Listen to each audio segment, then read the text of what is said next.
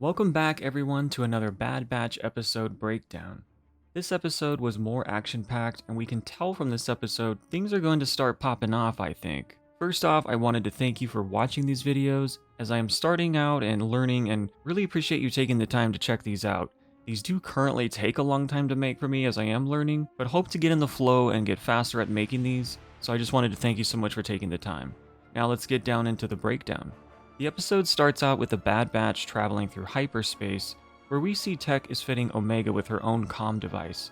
He tells her that this one did belong to Crosshair and that he has no use for it now. The Batch was originally going to lay low, but since there is an unknown bounty hunter after Omega, they need to find out who she is and who hired her. So they set the course for Ord Mantell, which we have seen appearances with Maul and the Black Sun from the Clone Wars, but that is a whole nother video. Echo says that he knows a contact there named Sid, and that the Jedi used to go there for information, although he fails to mention that he had never met Sid and that he was actually a she. When they enter the bar, they ask for Sid, not knowing that they are talking to her, and she tells them that she doesn't know anyone by that name, and to get lost if they're not spending any money. They talk amongst themselves while Omega once again shows us that she probably is Force sensitive and walks up to her and tells her she is Sid. When Omega tells them that she found Sid and that she is basically right in front of them, Sid doesn't deny it anymore.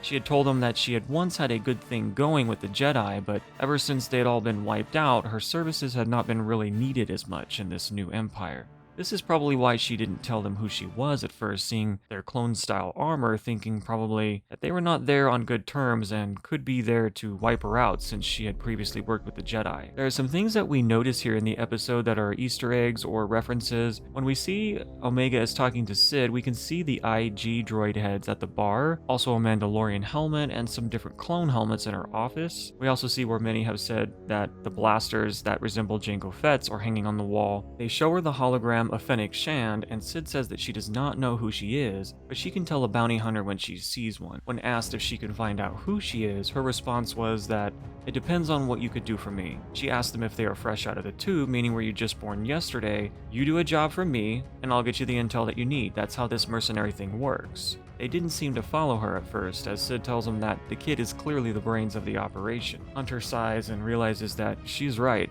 They basically are mercenaries now. They are not troopers for the Republic or the Empire. The job that she has for them is to rescue a child named MUCHI from Zygerian slavers. In Clone Wars Season 4, we've seen the Zygerians on Kadavo, where Anakin, Obi-Wan, Rex, and Ahsoka go undercover and end up becoming enslaved themselves for a short time. Once they arrive at their destination, they scout quickly and see a child with some others imprisoned. Hunter orders Omega to stay behind this time. They devise a plan to rescue the kid, and just as they are moving in, Echo hears something.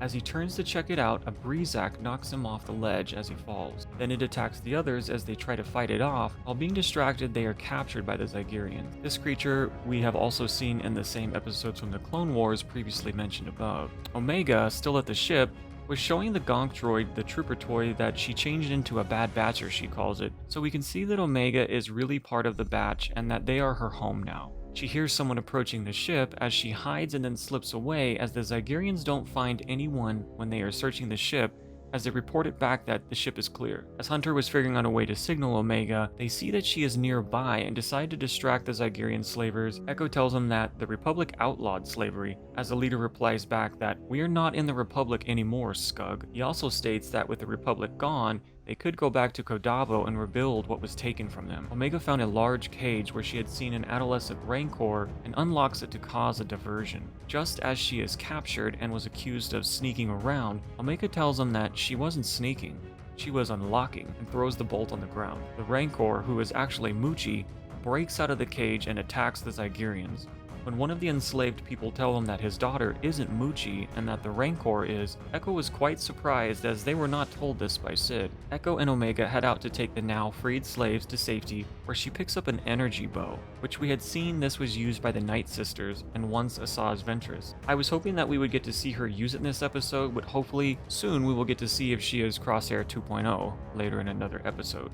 Tech and Wrecker go to capture MUCHI, while Hunter takes on the last standing Zygerian, which this was pretty awesome part because Hunter brought a knife to a light whip fight. It wraps around his arm as he drops his knife, but then he stands up and knocks out the Zygerian. Hunter is a badass, and I know Fennec will have her moment against Hunter with a rematch. Tech tells Wrecker that he has to basically defeat the Rancor in order for it to obey them, which takes some time as Wrecker hits his head again, and they both end up tiring each other out. Afterwards, they go get MUCHI and head back to where Sid is. We see her meeting with Bib, whom is Jabba's right hand, which we also saw on the scene for the Book of Boba Fett teaser when Boba kills Bib and takes over the operation. As Bib was questioning Sid, the batch arrive with MUCHI as he runs out there to greet her. They pay Sid for her services and leave. There was speculation that if this was the Rancor that Luke Skywalker had fought, but it turns out that it's not, but it could possibly be its mother. Sid tells Hunter, whom she calls dark and broody, to come into her office. She pulls up the hologram and tells him that the bounty hunter is Fennec Shand, and that she is new to the scene but already proven herself cunning and ruthless. Her contacts informed her that she is working on a direct commission and that it is unknown who hired her. Whether she is telling the truth here or not, we may not know. There is the possibility that Boba Fett has hired her, as he was already organizing a crew and recruiting in the Clone Wars. Sid tells Hunter that with Fennec Shand nipping on their heels,